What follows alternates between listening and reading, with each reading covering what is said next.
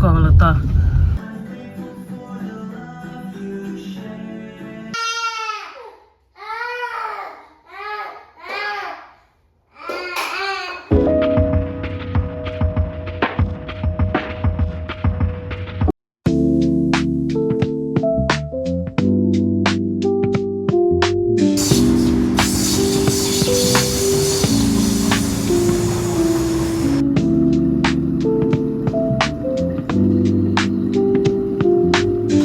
Bom dia, guys, to the bank. As you can see, it's an early morning in Sao Paulo. My daughter is running circles around me because she's trying to figure out what I'm doing, because I don't usually vlog when she's around, but I've been encouraged, specifically by my husband, to do more day in the life of and more just like daily vlogging. So yeah, I'm attempting to do that today. One thing I like about houses, well, in the condos, apartments, is they have like massive bins. Even at Airbnb had it, they have massive bins at the back. They have a back lift, service lift. That if the power goes out, this always works. And then they have, well, if you watched my last video, you know that at the same time both lifts weren't working, which never happens, but yeah, it happened that day. And then they bought a bin at the back at the two apartments. Our neighbors, this apartment we both share, and so we don't have to go all the way down. I know not every, madam, please, you can't come out, it's cold. I know not every apartment has this, but all the apartments we stayed in have this, so that's nice. My daughter tends to wake up pretty early. Everyone is still asleep, and I was hoping that, you know, I'll be able to wake up early and get some work in. But she decided to wake up earlier than usual today, so I've given her a bath, and she's just gonna have to sit with me while I do some work. I have a proposal to send in to a potential client for content creation. So my house is a literal mess. As I was saying, sitting down for 10 minutes at a time or 5 minutes at a time as a mom is an extreme sport. I just saw my daughter randomly playing with the biggest snot catarrh on her nose, and I had to rush to get tissue before she would spread it everywhere. Yeah, so back to what I was saying. House is a literal mess, but I think that I've had to learn to prioritize things at the moment. Usually I can't do any work if my house is messy. I have to clean up first, but I already know that I have a deadline. I'm on the clock, and cleaning up is going to eat into that. So once I've done this, then I will consider cleaning up. I'm also hoping that my husband will clean up. But one thing I've realized is I am the more detailed person. So I see the little things. He doesn't really see the little things. So he will clean up when the house is upside down. For me, if I see like little things up and down, I have to move them or put them in place. But a lot of the time that eats into my work time as well. So I've had to shut my, you know, like what horses do, those blinders, right, that they put. I've had to shut my eyes and put blinders on my eyes to the state of my house, to all those little things that, you know, make me feel like I'll do my work and then I'll get back to that. So one of the things I love about being on the New Moms Room community is like the resources. I'm sure you can hear my daughter in the background, and I hope you guys can hear me. Is the resources that, you know, the moms share from time to time. One of the moms shared this resource, Right Now Media, which serves the global church, and her church pays for it. I think it's paid for, but her church pays for it. So she was given permission to like add people, send invites to people, and to add people that want to be on it, which I think is really good. So she was listening to, I think it's No More Perfect Moms. Let me see if I can find it. Perfect Moms. That's what she was watching. I'm typing with one hand. I really need to get a tripod. Yeah, so I'm going to listen to this as I do some work. I don't know if I can do both actually, but I'll play it in the background as I do some work, and I'm looking forward to what these ladies will be talking about. The whole family woke up shortly after. My husband woke up, my son woke up, and that was distraction galore. But my son has had breakfast, and my husband has taken him to school. My daughter is down for a nap, so I have at least 2 hours to just focus on work. Fingers crossed that my daughter doesn't wake up too many times, because that distracts me, and then I lose my train of thought, and then I feel like I have to go back all the time. But yeah, I feel like I'm now about to start work for real. Yeah.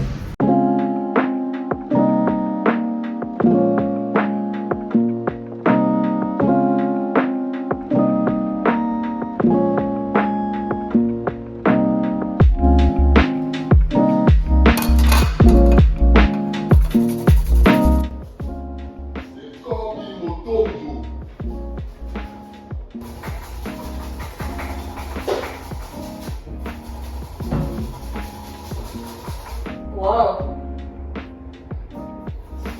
That was fast.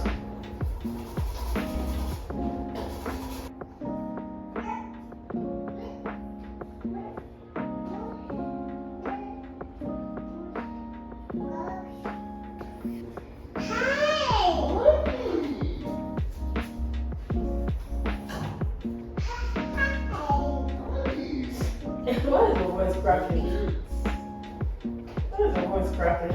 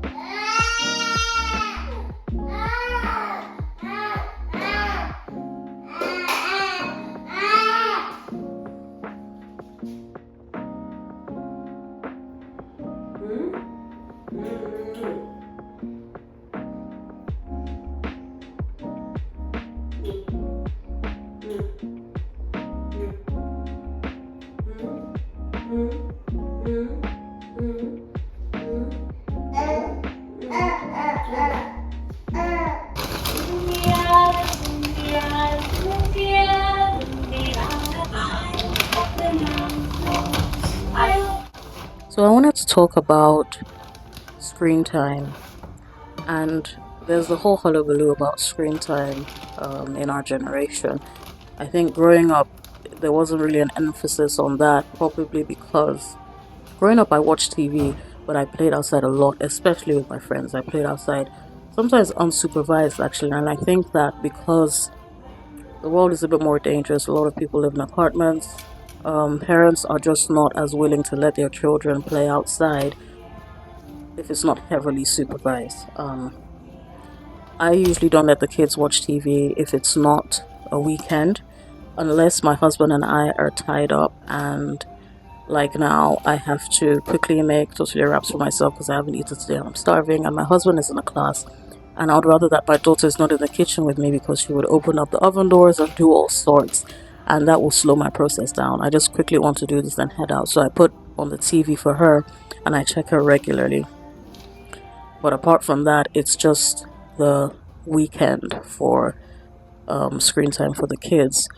My son started watching TV when he was about 11 months, and that was when we moved to Brazil. Because when he was born, he had a lot of people that could stay with him and watch him, and I could leave him and do things because there were people watching him. So I think that's the dilemma that I have. Unfortunately, sometimes if there's no one to watch my daughter and I quickly need to do something, I just put on the TV for her. But I'm curious, mamas, how much screen time do you let your children have?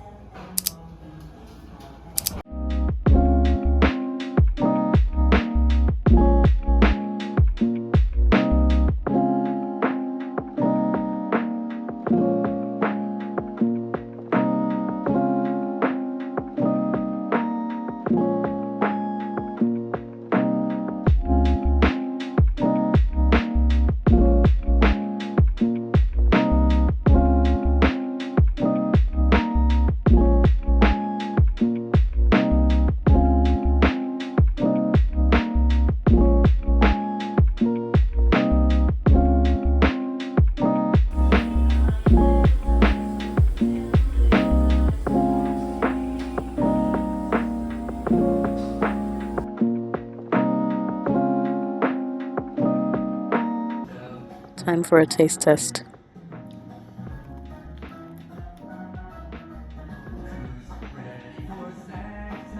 Really good.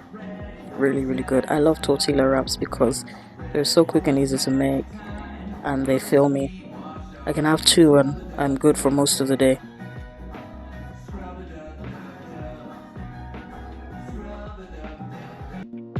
Finished my proposal and doing my little dance. Feeding my daughter before I head out to go and pick my son. She eats pretty well these days. I always make sure that I do my eyebrows and my hair is intact before I head out. Heading out now. My husband is in a class, so I'm leaving my daughter with him. Hopefully she doesn't distract him too much, because when I shut the door, she saw me leave and she started crying. And I really hope that she doesn't distract him too much, because I think he was actually speaking at that point. Just waiting for the elevator to come up. I do have an American accent. Elevator? Elevator to come up.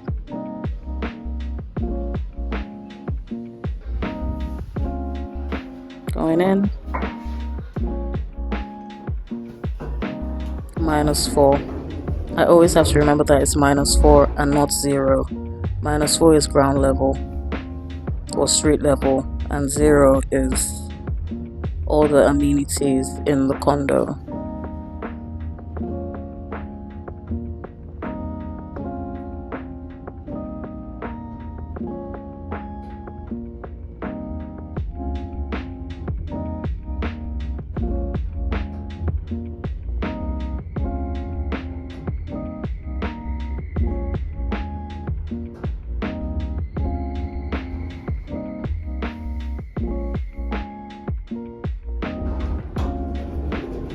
Right here. Heading out to check for my Uber.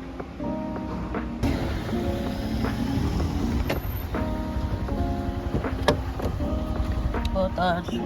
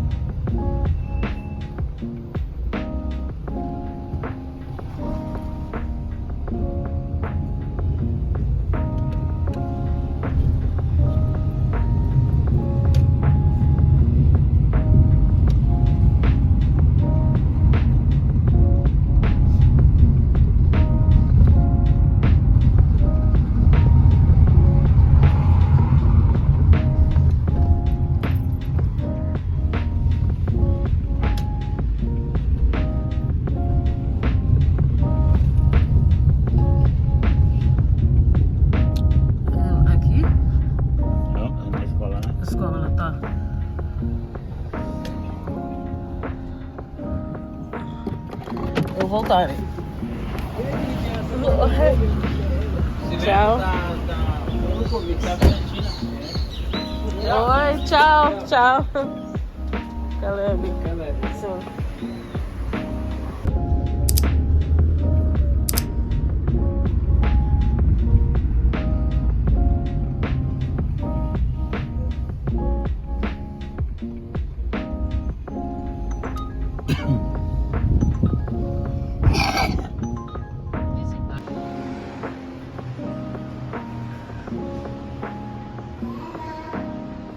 Rainbow's upstairs.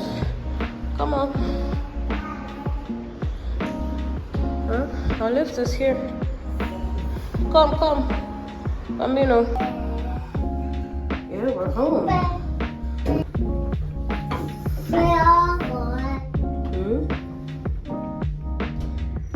We're ready. Let's go.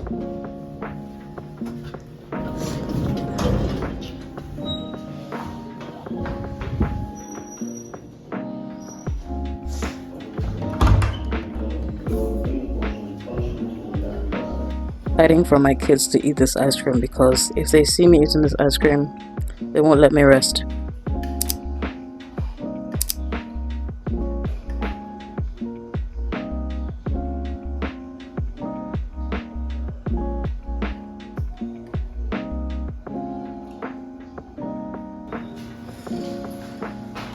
So it's sweet potatoes, mashed sweet potatoes for dinner for the kids.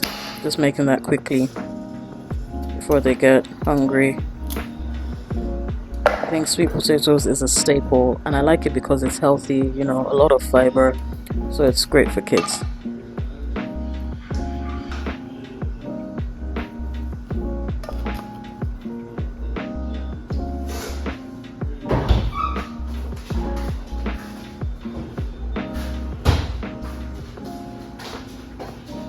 The repeated cycle of sameness. Oats for breakfast every day. To be fair, it's her favorite and she will gobble it up without hesitation. It also used to be my son's favorite until he realized there was more to life. For all the hate the mundane gets, it is predictable, tried and tested, almost safe even. The routine works. It brings order, a sort of rhythm that is easily recognizable and easy to move to. It's the laundry, the dishes, the cooking, cleaning, feeding the babies. Ordinary, boring, mundane. The backdrop for unpredictability, spontaneity, and the unknown to occur. The mundane brings structure to our world. It is the bedrock from which we fly, the safety net that we come home to. Is it possible to be grateful for something you don't particularly like? It is, especially if the something you don't like is a necessary part of life. Although it is exhausting, I am grateful that I provide ease to my daughter every night. I am grateful that my husband and I provide order and structure that my children can trust from the mundane tasks we do every day. They know they will wear clean clothes, there will be food on their table and milk to satisfy hunger. They will eat from clean dishes and bottles, and they will get prompt attention if they wake up at night. I'm grateful to wake to the same excited smile every morning as soon as my daughter wakes and catches my eye. I may not be in the mood to bathe her because dressing her up is like a wrestling match these days, but the amusement from her squeals of delight as the water touches her body trumps that. To see my son's eyes light up as he sees me when he arrives from daycare at the same time every day. There can be much to dread in the less favorite parts of the mundane, but also much to expect and much to look forward to in the sameness of daily life. These things make the world go round, the predictable, the routines. As long as the earth remains, there will be planting and harvest, cold and heat, summer and winter, day and night. Genesis 8:22. We cannot always escape our monotonous routines, but we can choose, after a long day of doing the ordinary, to look back on our day with gratitude and seek out the moments of beauty in the mundane.